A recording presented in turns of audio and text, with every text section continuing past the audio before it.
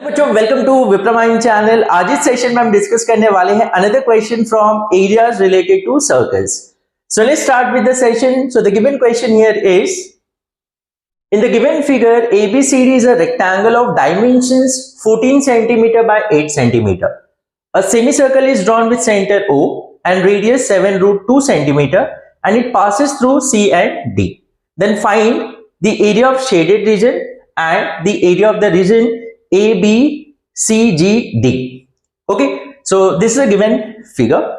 तो यहाँ पर पहला तो हमें area of this shaded region find out करना है and the second is area of region A, B, C, G, D. मतलब ये वाला एरिया जो रेक्टेंगल में ये बचा हुआ पार्ट है उसका एरिया हमें कैलकुलेट करना है। यस, तो जैसे कि यहाँ पर ध्यान दीजिए, ये जो शेडेड रीजन है, तो देखो ये जो सेंटर है यहां से एक सेक्टर ड्रॉ किया गया है। That sector is nothing but O dash D C G C। Yes, तो अब ये जो सेक्टर है उसमें से अगर हम ये ट्राइंगल माइनस कर देंगे तो हमें क्या मिल जाएगा? Area of shaded reason it is nothing but area of segment. ये सुनो, तो एरिया ऑफ सेगमेंट निकालने के लिए तो उसके लिए हमें एरिया ऑफ सेक्टर निकालना पड़ेगा माइनस एरिया ऑफ ट्राइंगल। तो एरिया ऑफ सेक्टर क्या होता है? Theta by 360 into pi r square. Okay, तो जैसे कि यहां पर रेडियस तो हमें दिया है बट एंगल हमें नहीं पता है कितना है। Yes, and once we know the angle तो हमें एरिया ऑफ सेक्टर मिल जाएगा और वहां से क्या मिल जाएगा? एरिया ऑफ ट्राइंगल भी हम कैलकुलेट कर सकते हैं। तो जैसे कि यहां पर प्लीज ध्यान दीजिए, यहां पर रेडियस कितना दिया है? 7√2 सेंटीमीटर।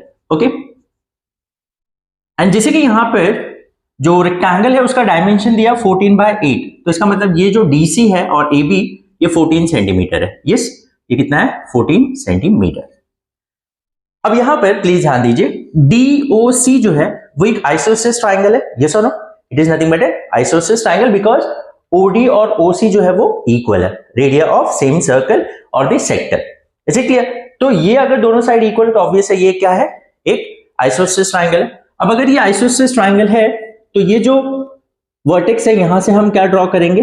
एक परपेंडिकुलर ड्रॉ करेंगे। यस और नो?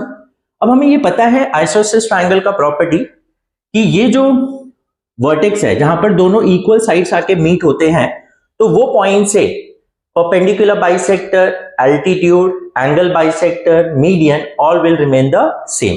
तो ये जो O यहां पर सपोज हम ये पॉइंट को नाम दे देते हैं, सपोज यहां पर P दे दिया, OP for example.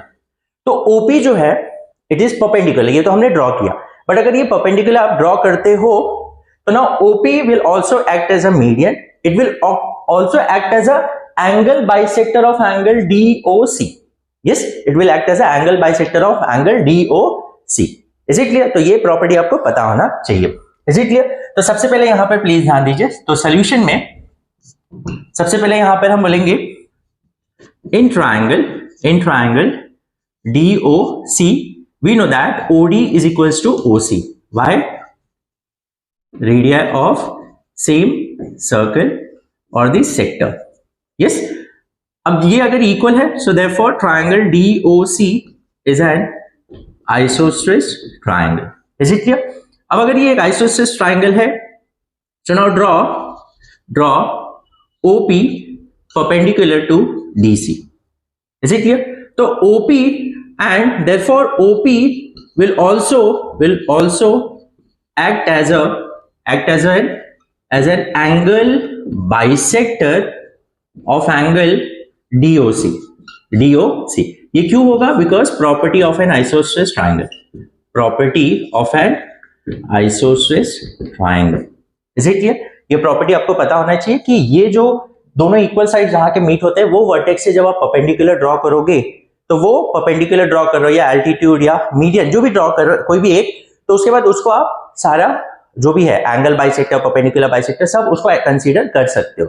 Is it clear? This is only possible from this vertex. ये vertex और ये vertex से नहीं। अगर फॉर एग्जांपल स्केलेन ट्रायंगल होता है तो वहां पर परपेंडिकुलर बाइसेक्टर अलग होता है, देन एंगल बाइसेक्टर अलग होता है। Is it clear? तो वो सारी चीजें अलग अलग होती है, बट यहाँ पर आइसोसेलेस ट्रायंगल में ये सेम होता है फ्रॉम दिस वर्टेक्स। और इक्विलैटरल ट्रायंगल में कोई भी वर्टेक्स से ड्रॉ करो, all will act as a same segment. Is it clear? तो ये प्रॉपर्टी समझना बहुत जरूरी है। तो ये DOC जो है इट विल DOC का एंगल बाइसेक्टर क्या होगा? OP। Is it clear?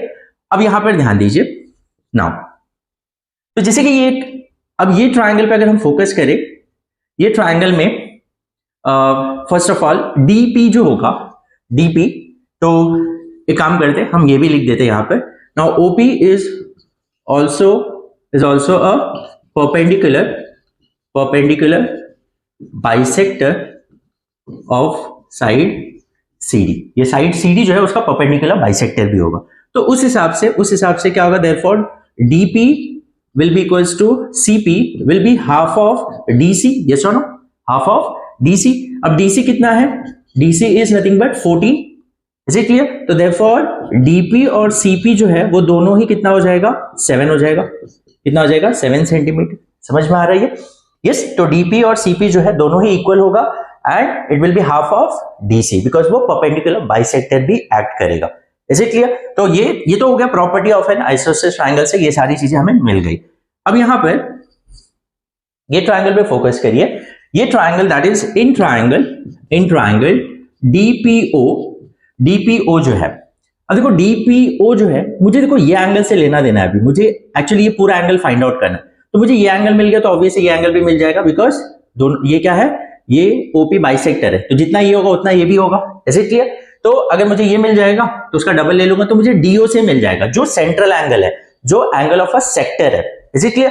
तो यहां पर अब इन ट्रायंगल डीपीओ, मैं यहां पर लिखता हूं इन ट्रायंगल डीपीओ, इसमें जैसे कि मुझे ये एंगल का रिक्वायरमेंट है. अब देखो ये एंगल का मुझे ऑपोजिट पता है डीपी और हाइपोटेन्यूज भी पता है. तो कौन सा ट्रिग्नोमेट्रिक फंक्शन ऑपोजिट और हाइपोटेन्यूज का रेशियो बताता है? That is sine function.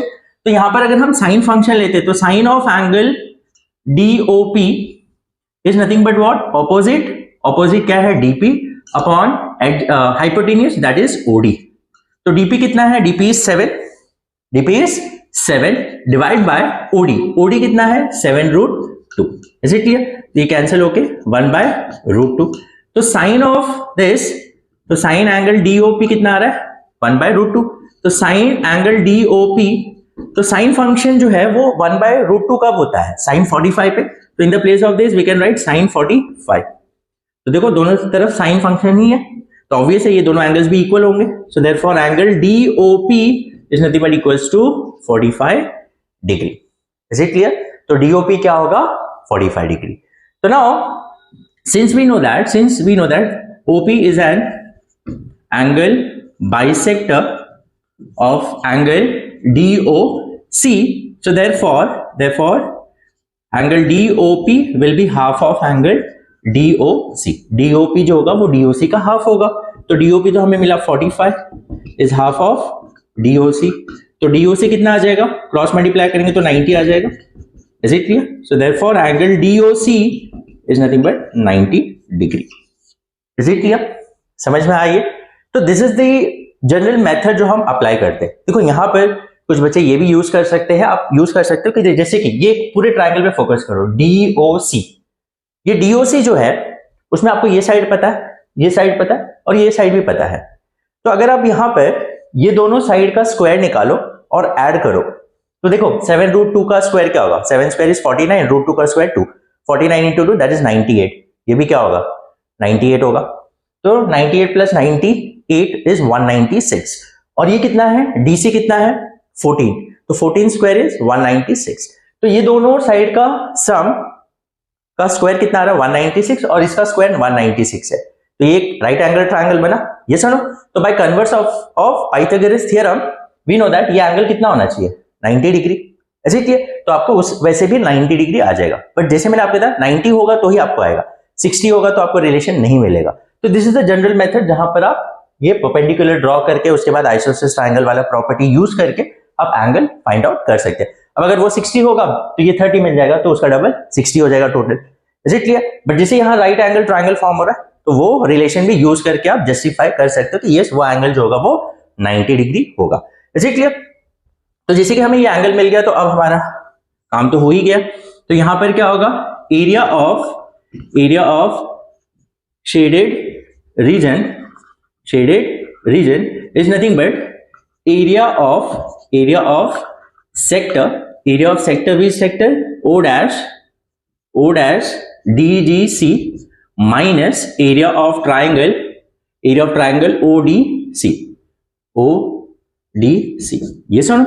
तो एरिया ऑफ सेक्टर क्या होता है, theta upon 360 into pi r square minus area of triangle is half into base into height, तो हाफ इंटू बेस, क्योंकि यहां पर या तो ये बेस कंसीडर करो तो ओपी आपको कैलकुलेट करना पड़ेगा, या तो सिंपली देखो ये एक राइट एंगल ट्राइंगल है, ये 90 डिग्री बन रहा है ना, ये सुनो, तो दिस विल बी बेस और इसको हम हाइट ले सकते हैं, ये सुनो।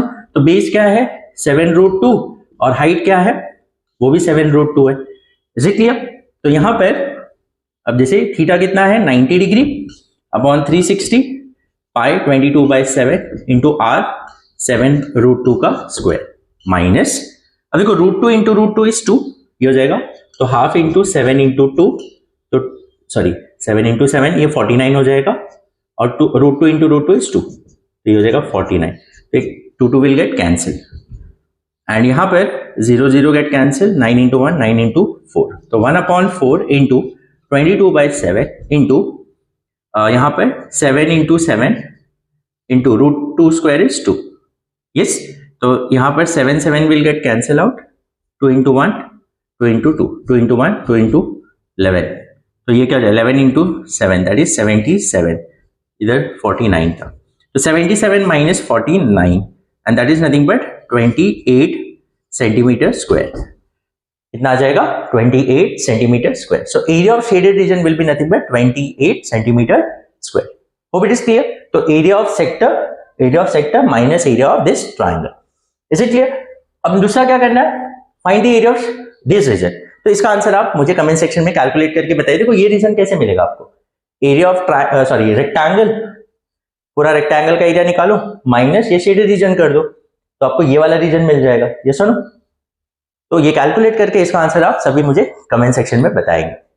Hope you have understood. If still you have any doubt in any part of the question, आप मुझे बता सकते हैं। So will meet in the next session, till then take care, bye bye.